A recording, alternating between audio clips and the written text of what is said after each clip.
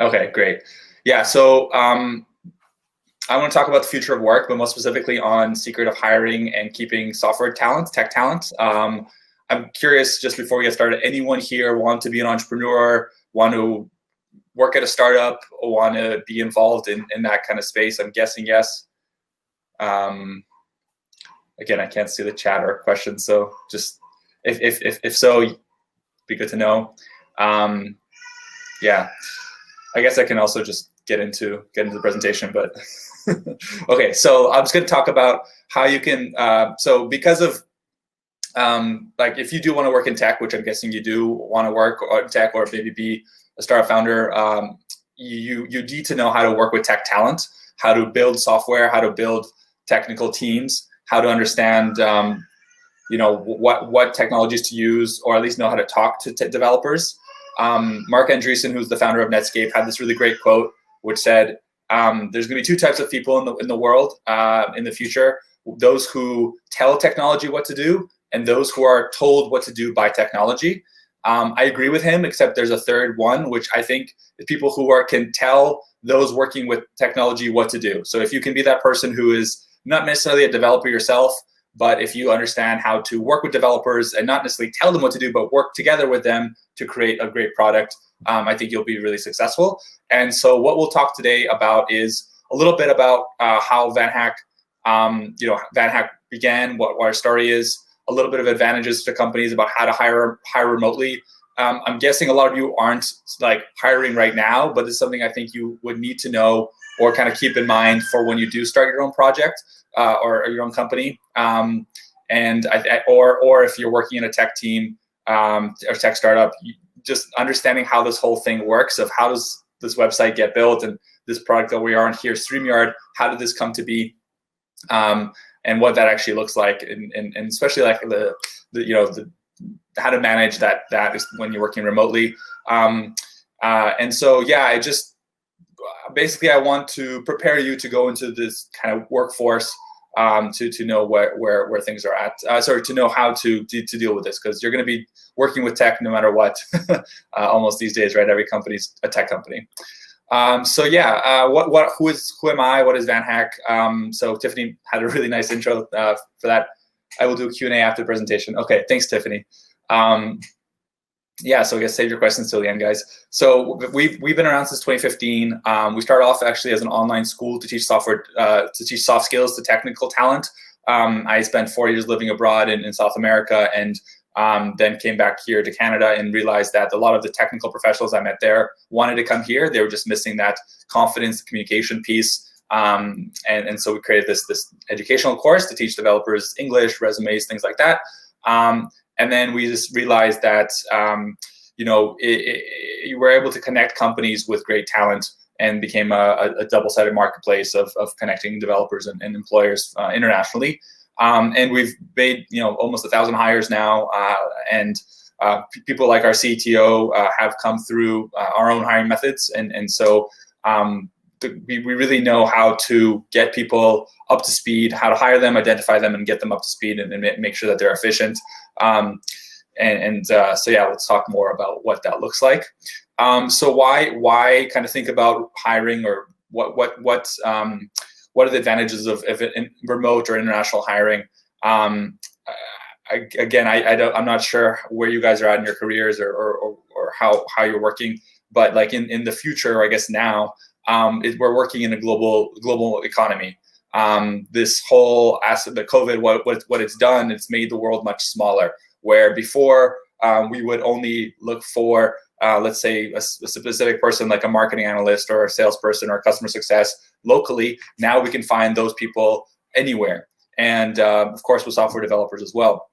So companies more and more are open to this kind of global hiring aspect, and that's allowed them to find better candidates, hire people around the world all the time, hire more diverse teams, and generally move faster and have better quality candidates. And then what that's done for, I guess, people who are looking for jobs here is that's made the competition a little bit harder. It is definitely still a benefit that you are here in Canada or in a specific location.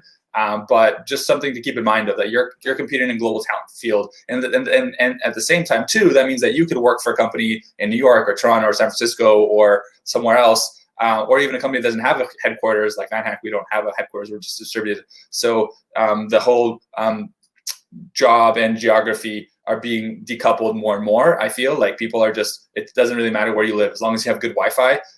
You're able to do the work for most positions, and not just software development. For example, our team is completely distributed, and we have salespeople, recruiters, customer success, and software developers, marketing folks, all types of people. So just really important. So what does it look like when you're hiring or want to be hired remotely? So this is what kind of companies are looking for, and what you can, if you're ever hiring, what you should be looking for yourself. I think that things like proactivity and action speak a lot louder online than they do in person, maybe, because you can do, like, there is that kind of trust gap, I think, a lot larger than if you're able to sit down face to face and have a coffee, and you went to the same university, you have friends in common, you have this kind of built up trust. You don't really have that necessarily when you're looking for international jobs or remote jobs. Maybe you're applying to a job in somewhere else outside the Lower Mainland, then you don't have that connection. So what can you do to stand out? And that's where being proactive and taking action, and kind of not waiting to have something happen makes a huge difference. And communicating as well makes an extra huge difference. So if you don't reply to an email, or the candidate's not replying to an email right away or kind of pretty quickly within, let's say, 24 hours max, is that person really engaged? Are they really serious? That starts to creep in more. So make sure that you're on top of things, and just be able to manage time and show that you're a trustworthy person, or find a trustworthy candidate is important. Cool. So what kind of can maybe hold things back, and what disadvantages are there? A lot of times when people think of like remote work or international hiring, or just generally like hiring someone they've never met before and physically, the quality and the trust aspect is huge, right? So is this person a legitimate professional? Are they going to do what they say? Do they do what they say they're going to do? Are they actually going to follow up, right? That's always the big question mark. And I think every time, like when someone's hiring or looking for work, but it's accented more when it's someone who's a foreigner, and I know, like, there's a lot of immigrants in Canada. Of course, I'm an immigrant myself, but still there's that whole like Canadian experience aspect that's still around, unfortunately. But I guess my point is that you need to do kind of everything you can to make your digital profile stand out and be shown as like you're someone who even like having some kind of like personal website, or a really good profile, or just being active, and that of course depends on what your kind of industry in. But if you're in tech, I think being active online is kind of a like default. You can't not do it, and you have to of course do it in an authentic way. But that's really important. Another thing is like language and cultural difference and trust. So I don't know if that's so much problem for you guys, but like you want to be able to understand the culture of the company you're working with, and the culture means many different things. That could mean, the way that you, like the way that a company does something, the way that people from a certain nation do something, age, different kind of things like that. So it's just being in tune with your audience and knowing what that looks like, and being aware of that. I guess payments and stuff like that is also kind of a perceived disadvantage, but I guess for you guys don't have to worry about too much. But if you are hiring in the future, for example, there's some tools you can use. I can talk about them in the Q&A maybe, but again, I think it's not as relevant right now. Cool, moving on. So how do you like actually know that someone's doing a good job? Let's say one day you're running your own company, and how do you make you want to hire some people for your team? How do you know that these people are actually going to like do a good job, and maybe do a test and things like that, or help them get up to speed so they're able to have success? Before Vanhack, when I was kind of starting out, I didn't really take hiring super seriously. I didn't think it was important. It's kind of like HR takes care of that, and HR is this like touchy-feely thing that doesn't have anything to do with business success, which is like completely the wrong thing and the wrong view, and not how things work in the real world, or at least in, like that I've seen. So getting people on board and making sure that they have success is critically important. So assigning a buddy, having someone who, good question. All right, fine, question, good. I like interaction. Okay, let's answer that. What are the greatest limitations of hiring during COVID? What is the most effective way to screen candidates through digital interactions? Okay, great questions. I guess it depends on, so the second question I'll answer first. The most efficient way to screen candidates through digital interaction, that really depends on the type of role. So whoever asked that question, could you maybe give me like a specific role? I can answer better. But generally, I would say like some kind of test. Like these days, tech skills are super tangible, even on things like marketing or customer service or sales, which are more like, I guess, like soft skills rather, or they are hard skills. It's hard to define. It's not like, I don't know, coding or like I don't know, something so like engineering, where like you can like have a very clear like this is the correct answer. There's many different ways of doing customer success or sales or marketing, etc. But just like generally giving someone some kind of assignment or test, I think is helpful. And having a larger, maybe a little bit lengthier interview process and getting that kind of full kind of career background makes sense. Sometimes people, especially smaller companies, like to rush the interview process, and there's a fine balance between going too long and too like way too much, and also like not long enough. But making sure it's not too short. I feel like a lot of times early companies, especially for me, I was like, hey, you have a pulse? Do you want to work at Vanhack? You can. So that's kind of the extreme. But yeah, like really giving people tests and maybe even hiring them like as a short-term project to start and to see where things would go. If you can, if they're open to that would help. Greatest limitations?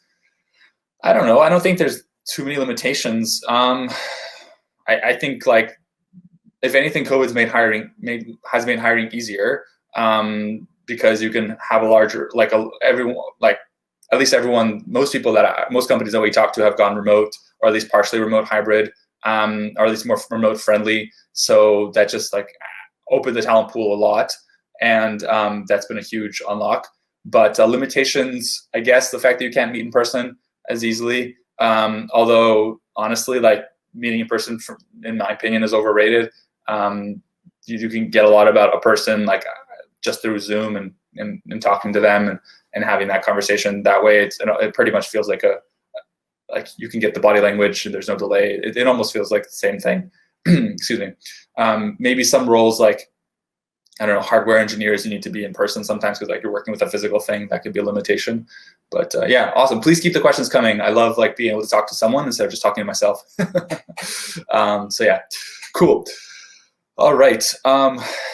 So yeah, I guess as well, like ensuring quality of work is like on the slide right now where I'm talking right now, kind of answers this question about like the most efficient way to screen candidates.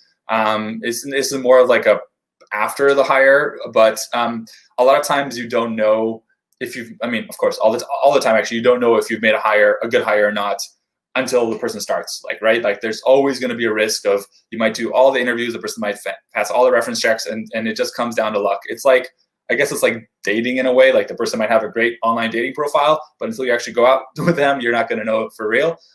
So you have to try and do it and like make the offer and start working with the person to really, really know. Of course, like sometimes you'll be super pleasantly surprised and that's awesome. And then sometimes, it doesn't work out. And the trick is to identify when it's not going to work out as soon as possible and make a change if needed. But yeah, it is one of those things that there's no 100% formula for efficiently screening everyone. But yeah, like I think just having a good onboarding as well is really, really important, especially virtually. Like a lot of people have never started jobs fully remotely before, and making sure that you have things like random coffee check-ins and make sure that hiring a good HR person actually, again, I'm guessing there's a lot of people on this call or this thing that this hangout session, this conference, that want to be entrepreneurs. So like one tip I can give you, 5 years from now, when you have a successful startup, send me an email and let me know that this helped you. Hopefully by that time I'd be able to invest in your company. But the point is that hiring an HR person or sooner rather than later is something that I wish I knew. Hey, Sandeep. Nice. Good. Thank you for the question. Just one sec. So hiring an HR person, someone who can help you with like all the administrative stuff, as well as like hiring, recruiting, checking in after the hire is made. Like let's say someone starts your company, having like a really good onboarding process, and what a good onboarding process we can get into, but like we will get into, I guess, but very like structured, and like these are the check-ins, and making sure that they have a buddy or someone they can talk to, and just there's a lot of things to make someone welcome into the company, like even things like adding them to all the different software platforms that you guys have, making sure that that's all set up and running, and they just feel welcome. One thing we do at Vanhack is every Friday we have an all hands meeting, and then everyone who's joins is new gets to introduce themselves, and also get answer questions by the team, and a little bit of a nice kind of welcome to the team moment happens there. Yeah, so hire an HR person, and email me saying that helped you once you have a good once your startup's going well. All right, Sandeep, thank you very much for your question. Do you consider someone's communication skills when deciding whether to hire them? Of course, yeah. So no question. I think communication skills are more important now than ever, because we're not communicating all in the same room. So a lot of the things that, hey, like I'm gonna just go and maybe have like a, the famous water cooler conversation, or like have a chat over lunch. That's the one thing I miss about, like, sometimes we would have lunches with our team here in Canada, in Vancouver, where I'm based, and we would have like part of our team is in Vancouver, but we have distributed people in 11 countries. So we would have these lunches, and at lunch you just chat about stuff, and you end up chatting about work, and ideas start flowing, and that's really, really nice, and I miss that.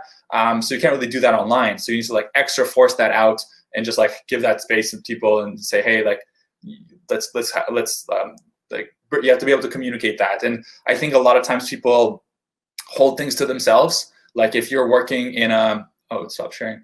If you're working in a company, and you're just sitting by yourself in a room all day, and you have all these stresses and problems, and you maybe keep those to yourself.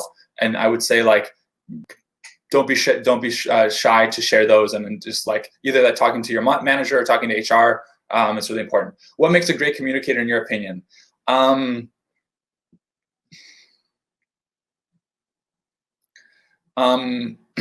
I think someone who knows the balance between over and under communicating, which is really hard to strike, and so it's really hard to be a great communicator, because you don't want to be annoying and just talk all the time, right? we all know people like that. I could sometimes personally be like that. Here I am talking to myself for 30 minutes in a room, right? But at the same time, you don't want to be that person who holds things to themselves and just lets it like, bubble, and then all of a sudden, boom, it explodes, and there's a huge stress, when like you could have just like, oh, that could have been easily solved if you would just let me know, right? So don't be scared. So you have to find that balance, and that's something I think everyone has to kind of find for themselves. And I think, in my personal opinion, is over communication.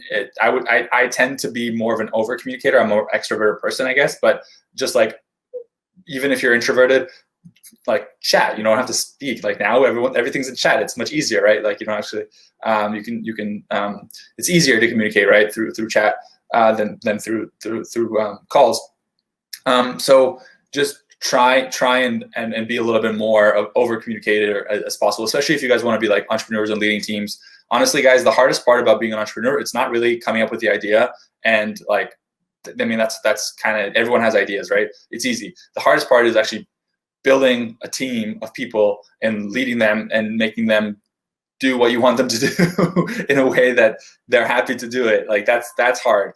And no matter what product you have, or what idea you have, that's always going to be an aspect of it, unless you're going to have like a 2-person company, and that's, frankly probably not going to do so well. So hiring and managing people, it's always going to be something that you're going to have to deal with if you're going to be an entrepreneur. And like, if you can learn how to do that, doesn't really matter. Of course it does, but like, your idea might not be the best, or your product might not be the best. I mean, of course you want to always improve that, but you will be able to improve it through having a great team of people around you. And that's why a lot of times investors say like they don't really care about the idea, they care about the team. That's more important, because a great team can change their idea or learn and things like that. A lot of like the most famous companies in the world have all pivoted and evolved as they go. So it's much more about the people and the team and how you can work with them. So just, yeah, that's like another tip for you. Cool. Thanks, Sandeep, for your question. All right, powering through. How do you build a trust in a remote team? So yeah, there you go. Over communicating, being transparent, building a team, building a culture of trust, starting from the top down. So being vulnerable, I think, is super important. Being like, guys, I screwed up. I thought it was going to work this way, but it didn't. What are we going to do about it? Rather than just kind of like putting things under the rug. People aren't going to see your face every day all the time. So you're going to need to do a little bit more of that. Do kind of more. We have like happy hours. We have a happy hour tomorrow that I need to create slides for. Anyway, happy hours, virtual happy hours, virtual coffees, just like random coffees. Those are all good things. I mean, I'm guessing everyone here, probably most people here, like, actually, I don't know, like if you guys are like the Slack is the new office, so getting to like work with that, understanding how that works, since setting clear expectations and then actually like checking in on them more and more.